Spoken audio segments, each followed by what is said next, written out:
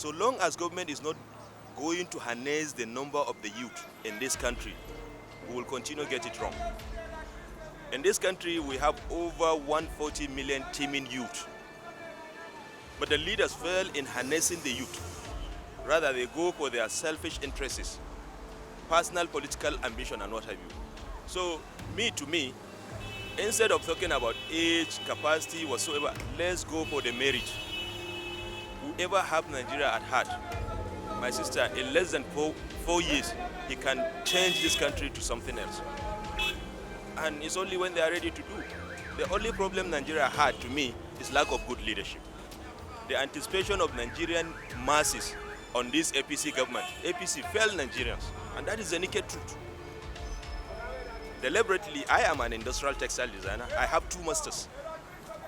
My study case was in New Delhi. New Delhi is just a state in India.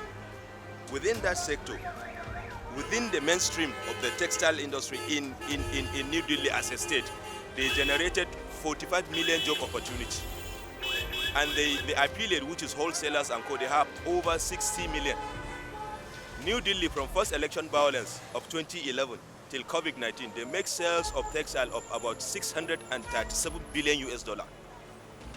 I don't have the figure up yet, but more like 38.something% were export to Nigeria. It means you are killing your youth and generating jobs to other countries. So the talent is here. We fail to utilize it. So that's why insecurity is all over. If you cannot tackle it from that secondary level, these vocational and technical skills are supposed to be given the priority. The only person I saw with that vision, to me, I am a co-northern, I am from Bauchi, is Rocha Sokorocha.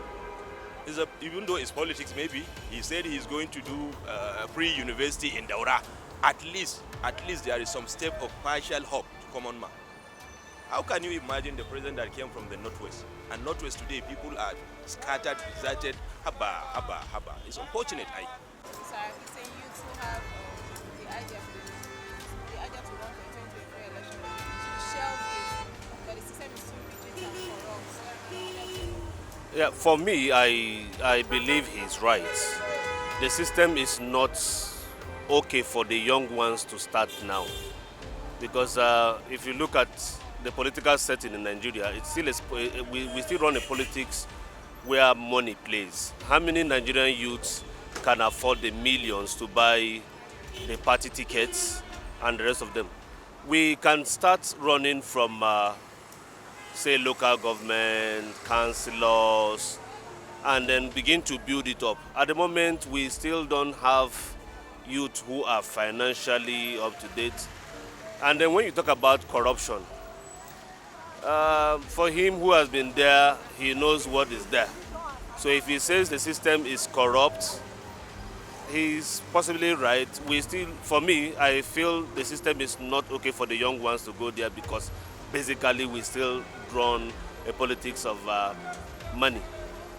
Do you have money? Where you buy votes from the polling units, and almost everybody, most of our leaders, most of our votes in Nigeria are bought. They themselves have made the system to be so that they can favor them, because they don't even create room for the youth to come up. He was a Senate president for 4 years, and what has he done to make sure that the youth will come in? Okay, if he is insisting that the system is not right for the youth to come in, which time will be right for the youth to come in? He should be able to tell the Nigerian youth the reason why he's making those statements. And I want to say this, and I want to make it clear that the youth should be able to know what they want in Nigeria, because we have waited for so long. Saraki said so. In the first place, if you want to do justice to this discussion or this topic, I think the nearest interview within the elite, one should take the IBB 80th birthday. The way and manner he addressed the issue, that the next president should not be more than 60 years. And then at the same time, he must be an economist. Why I'm saying this, the question is this. IBB became the president, I think, at 44. And he achieved all the goals within the range of maybe 50 or early 50s. And when you go by the history of the war, including the South African Zulu whatsoever history. I think that one even died at the age of 38 or thereabout.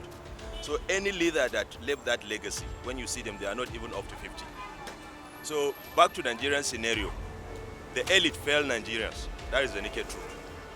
What our forefathers built the nation on, they neglect that scenario.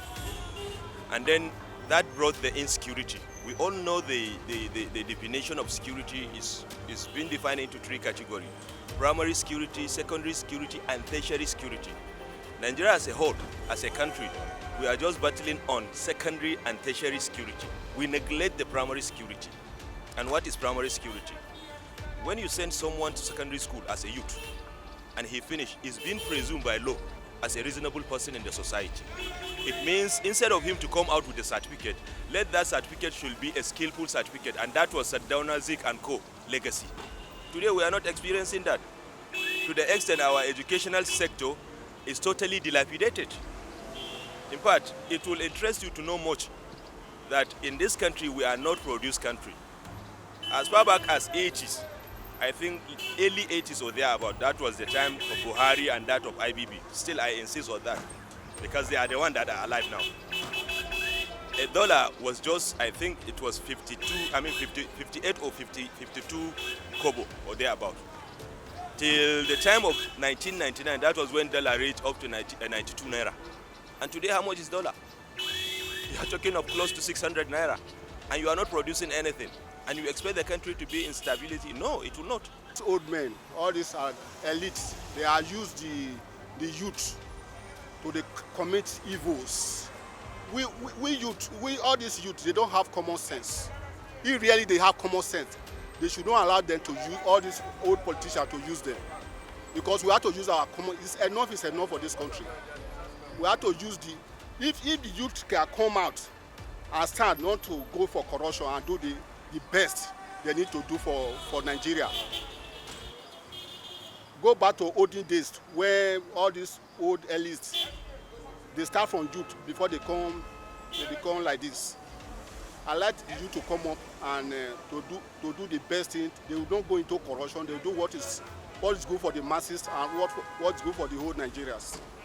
He has no right to tell the youth to shave the idea of them to run. Because you can see what we can see in our country, Nigeria, these days, is changing from one portfolio to the other.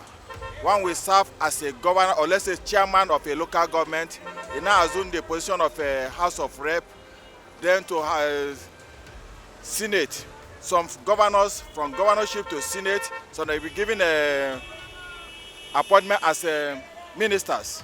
So what is it in our country, Nigeria? They should give chance to the youth to establish their franchise. It's not for the older men and older women to run this nation. Because since they have been on, there have been a lot of problems, a lot of corruptions, a lot of people, maxing well on their own. So the youth should be allowed to bring out the God-given talent in themselves. He may right and he may wrong because they don't want to be out of system. They want to continue on government. So they don't want youth to become up. So they make it difficult that no youth can be able to come up because of financial muscle. They have the financial muscle. Why youth in Nigeria don't have financial muscle? So they make it difficult for youth to come up because of that financial muscle. Any youth must come up, may have a godfather. Without godfather, that youth cannot succeed because of godfather reason. So no youth can succeed. So they make it difficult to the extent that any youth come out must obey in their rule. You must follow their rule. You must follow their instruction. Without that, no youth can ever be able to succeed.